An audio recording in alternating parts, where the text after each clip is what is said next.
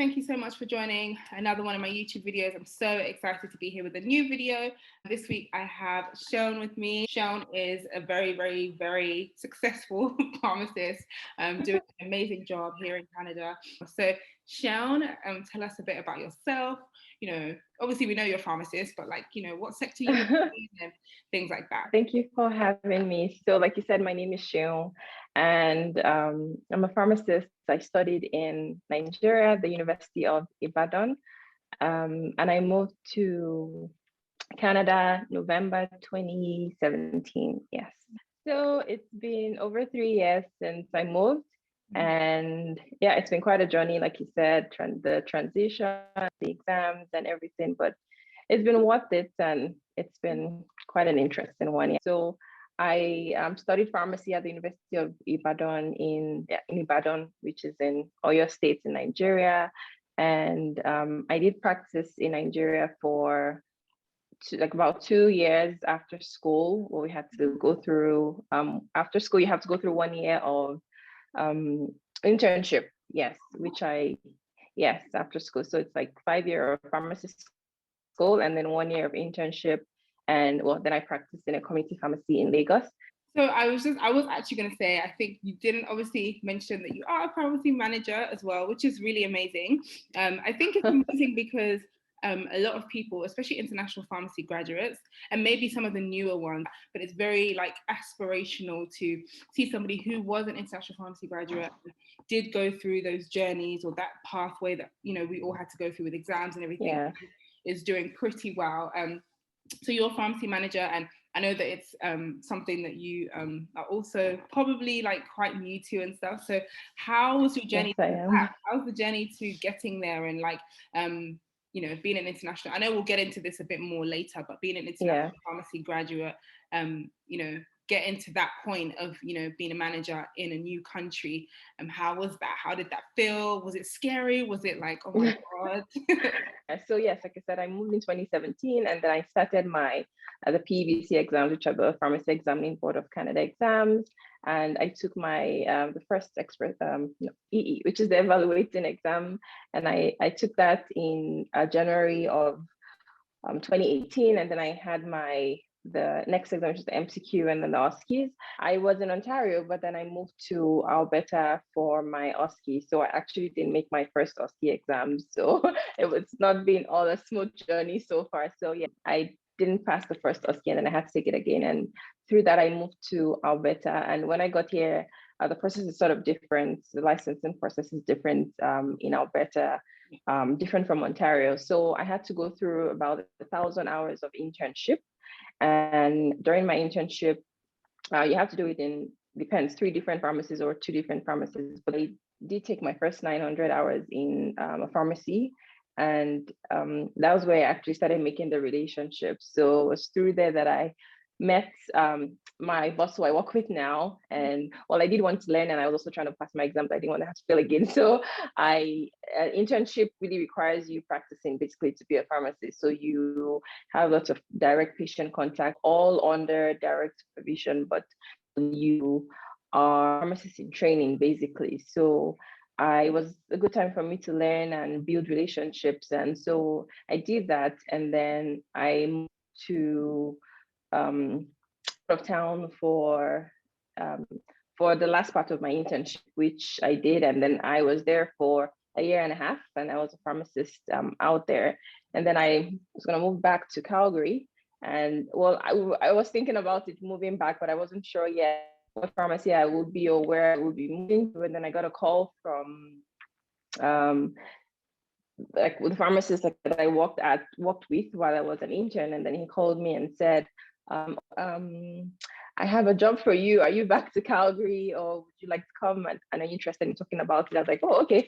I did have it in mind, but sure. And then I got talking to him, and he said yes, that he really would like me to be his pharmacy manager, because his manager at the time was moving on to own his store. And he was like, oh, he just thought like who best to replace him than me, because he remembered as an intern. And he was like, no, I really did stand out for him. But yeah, so that was how that journey went. Like, it's been challenging because I became a manager at this crazy time of the year. It's the pandemic, and there's a lot going on in the pharmacy world. So it's been quite challenging, but yes, I would say it's been enlightening. It's been a whole experience. I've learned a lot.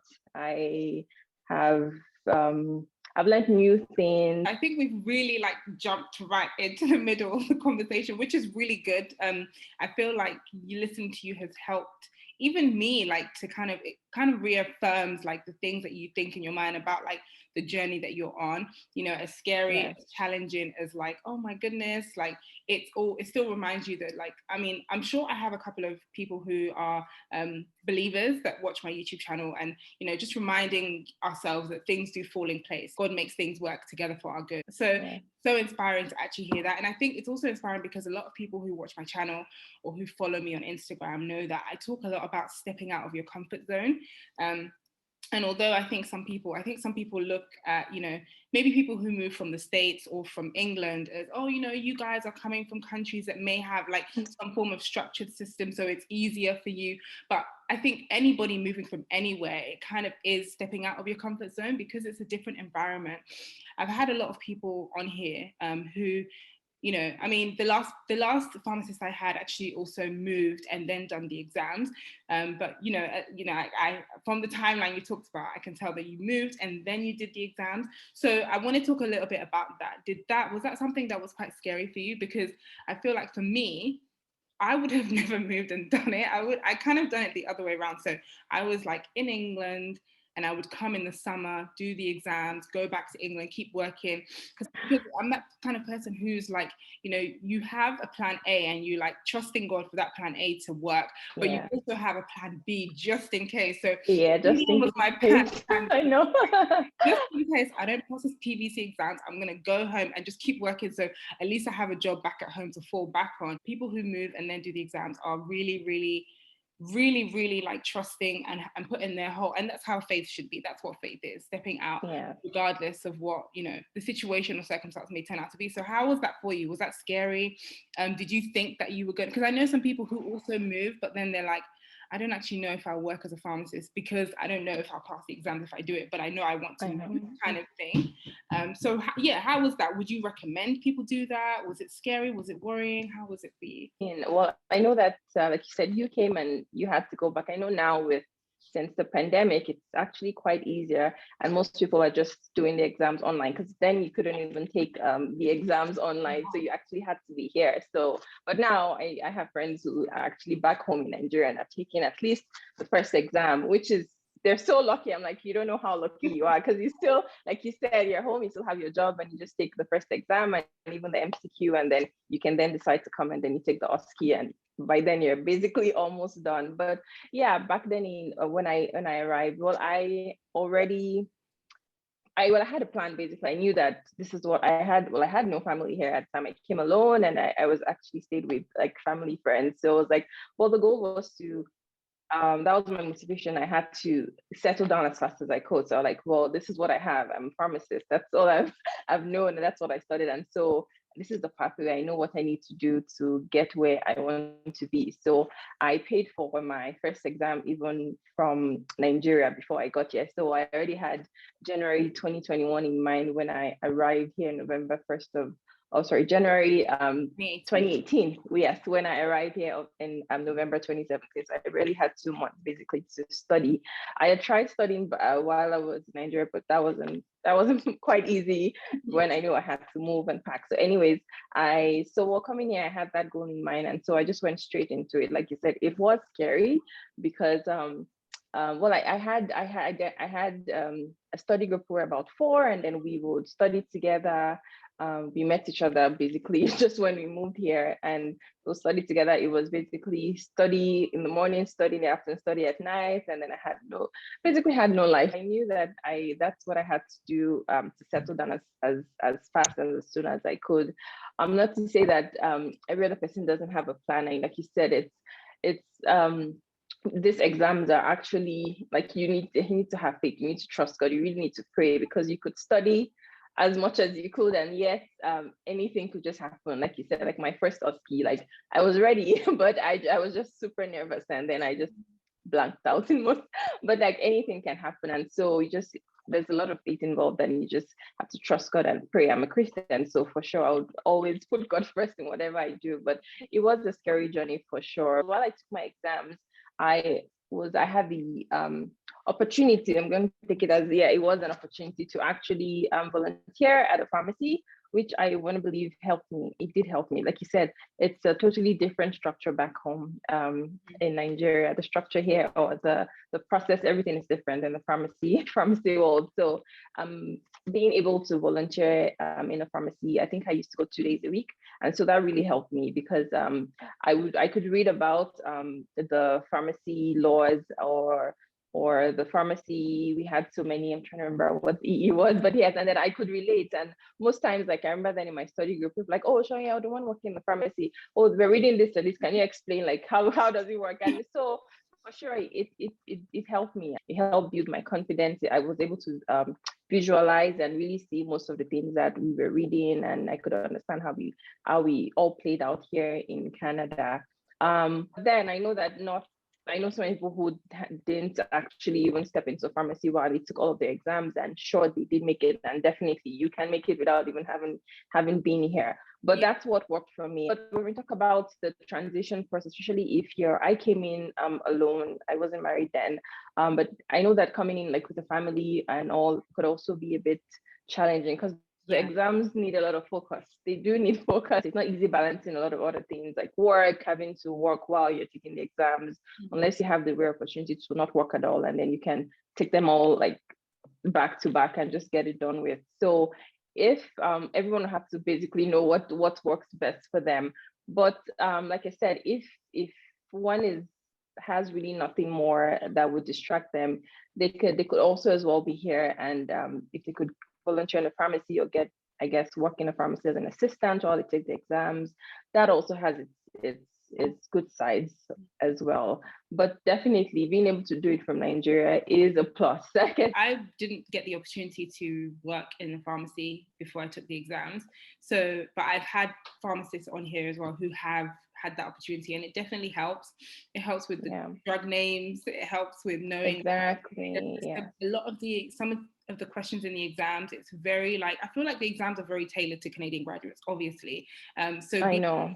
being able to work in a pharmacy will give you some things that I had to, try and do some extra research. Fortunately and unfortunately, like I didn't have an official, some people join like these official, like external bodies that do exams and courses and stuff. I didn't join that, but I think if you're, as you mentioned, if anyone watching is able to come and just like get some experience, even if it's like volunteering 1 day a week or whatever, it helps. It goes a very, very long way. People, now you didn't apply for the job that you currently have because you had met a previous employer, manager, and that connected you. And I feel like it's something that for me, when I was in the UK, networking is important in the UK, but I feel like it wasn't something I really, really like focused on. So for example, I rarely used LinkedIn. I rarely spoke to like other, colleagues or employers unless I worked with them at my hospital or my pharmacy.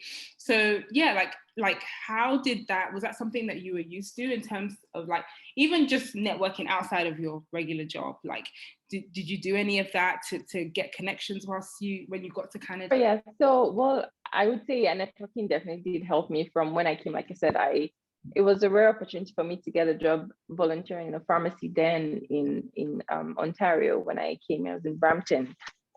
It was through the family that I stayed with. Well, basically, I know that getting my first like job was because I worked as a pharmacist. And at first, I know that I had to actually go into the stores, because at first I tried to apply online, which didn't work. So I thought, okay, I would actually go into stores physically and then see actually how this works. And then I went, and then I was just like, oh, and then she's like, hi, I just like the way you smile. And she just took me in, and she took me into the owner of the pharmacy, and it's like, oh, this lady's here looking for a job. And it's like, okay, and interesting. And that was how I got, I guess, meeting people. I know that in Canada, they're very big on networking. It does help. Referrals are also a big deal for them as well. And so that's how I got my first 2 opportunities working. And like you said, getting this back to where I am now and getting this managerial role, I wouldn't say I was, what's the word? I was intentional about the relationship, but it was just I guess it just came, and it just how I was. I was just, to me, I was just working normally and how I should. I didn't know that someone was watching me and thinking of me for the future if he had an opportunity. So Yeah. when he called me, I was like, oh, because you hadn't spoken. Well, I did need him for a reference at some point. So I spoke to him maybe once after I was done my internship, and then he called me like months after, and he's like, oh, like I said, are you back to town? Are you back to the city? I have a job for you. And I was like, oh wow. And he's like, yes. It's like, do you know why? Like I said, I have so many pharmacists who have worked for me since you left, but when I was looking for someone who was going to be a manager, it was you that I thought of, because I was like, the dedication and resilience with which you worked when you were there. Like you said, hard work really pays off. I think I was just working hard and I was just working well, like I said, how I was brought up. But like I said, it did, and having very good work ethics also matters as well. Yeah. You Yes, just never know. And as they always say, the world of pharmacy is so small. So like it is. being able to give your best, like where you are, you just never know like how far it will get you, or who it will, which Yeah. job it can get you into next. So the second thing I wanted to touch on that you mentioned that I didn't want to forget before I kind of just wrap up with a few questions here is you failed your first OSCE. Now that's something that I know that would be, for me anyway, I get very discouraged, like, and I'm quite hard on myself. Like I like to win at the first try. Like that's just the first try. I'm someone I'm not used to. And I know that like we always say that, you know, I know obviously as Christians, failure is not something that we pray for, it's not something we wish for, but I also believe that it's something that teaches us lessons. It's something that helps us to trust again, something that helps us to learn, like, you know, from whatever we may have done, you know, that maybe didn't help us initially, right? So did that ever discourage you? Did it ever make you feel like, oh, I just want to go back, or why did I do this journey? Well, I think maybe if it was, I guess because it being the last exam, I'm like, there's no going back at this point, because you've gone through the first exam, you've gone through the second one, you made it, and it's the last phase. So like, you know, you've gone through all this sleepless nights, all this hard work, and it's like for sure it was devastating. And because I had just come back from a nice vacation, I'm like, oh, I've suffered, or not suffered, but I'd worked hard the whole 1 year of getting into Canada. And then I was like, finally, I'm done my last exam. And so right after the exam, I went on a vacation for 2 weeks. And it was the day that I got back that the results came out, and I was like, oh no, my PPC number wasn't on the list. I did cry for sure. I cried. It was really sad. Yes. And all that. Like I said, I had a study group of about 3, and it was just me who didn't make it. And also for sure that hurt too, because like we started the journey together, and then it was just me. But for sure, like as I've always told everyone, all my friends, everyone I've met, that was a blessing in disguise. Everyone has their purpose and their pathway and where they would excel. I don't know if probably Ontario just wasn't for me, but that was my push to leaving Ontario and moving to Alberta. Like I said, the processes are different in every province, as I'm sure you would know as well, because in Ontario, once you don't make one of your exams, then you have to go through the bridging program. Yes, which costs a lot of money. Like I said, I came in alone. I wasn't married at the time, so there was really nothing holding me back to Ontario. So I could move. So I moved. So I spent a week. I thought about the whole thing, and then I spoke to friends that were here, and they were like, "Yes, you just need to put in that 1,000 hours." Because Ontario doesn't have that 1,000 hours, I guess. But then I would have had to do 8 months of bridging program as well and pay money. But the 1,000 hours is free. You don't pay anything. If anything, you could even get paid for it. Also here, there's some I guess government sponsored programs that also help, like tutorial classes, which you had. So I joined one of those, and then all those helped me and just gave me back my confidence. And like I said, till today, I would always say that failing my OSCE was a blessing, and I don't regret. At the time I cried, but you know why? Like there's a reason why, because I'm your child and you would not want to see me go through this. So it's just you saying not now, or not here. So and that's how I've taking everything that happens to me there on. A closed door is not necessarily a bad thing. A closed door, it opens another door for another opportunity, as you said. It does. If that hadn't happened, obviously there will still be blessings for sure, but for sure, exactly. wouldn't have been able I could have passed and I could have stayed in Ontario. Who knows? I could still be a manager. I could still own my store. But like you said, we never know.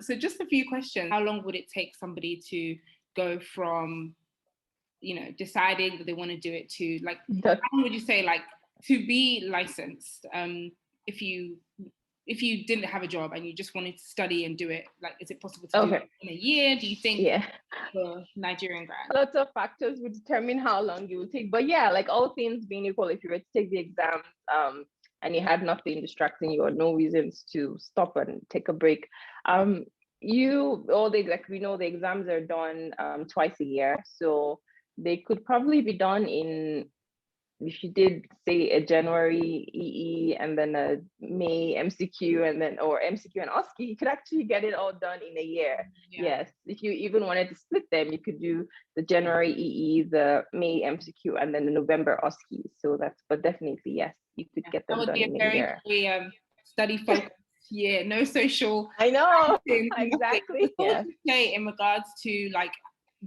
practice, what you saw in practice in Canada versus what you expected? Is it much different from Nigeria in terms of how practice is? Do you have, like, different drug names? I know that obviously laws are very, very different, like, even like any other country, it's very different. So was there anything that's like, oh my God, like, wow, like this is so different, or anything that you found similar to practice in Nigeria? Like, I know back home, we were a little bit big on brand names in Nigeria. So we knew all the brand name medications by, like you said, by brand names. But then in Canada, it's generic first before anything. So, and even what you said, most insurances would pay for generic unless there was a specific reason why a patient couldn't use a generic medication and had to use brand name. And they even usually have to pay extra for that or have like extra insurance for that. So, but yes, that's one big difference for sure. Another one is, I guess, back in Nigeria for practice, you really didn't have to see a doctor before you could go into a pharmacy and get something recommended for you. Like, I know that here, yes, I have my additional prescribing authority, so I could potentially actually initiate a prescription from start to finish based on how comfortable I am with that disease state, right? But yeah, that was like the norm, or almost the norm. Yeah, for sure, we would get prescriptions from doctors, but most community pharmacies in Nigeria that I know, that it was based on, if you come into the pharmacy and your pharmacist is when you do a consultation, and then we will prescribe the medication for you and basically take care of your whole care. I'm sure there are people who had their family doctors, but yeah, I guess it depends on where you work, the way your pharmacy is, and the demographic around there. The practice will probably be different. But yes, for me, my practice in Nigeria was basically I had to initiate most prescriptions. Another thing that I found different from the UK and here is obviously the insurance, which I think would probably be the same for Nigeria. Yes, the same. Yes, even till today, I'm still learning, trying to understand.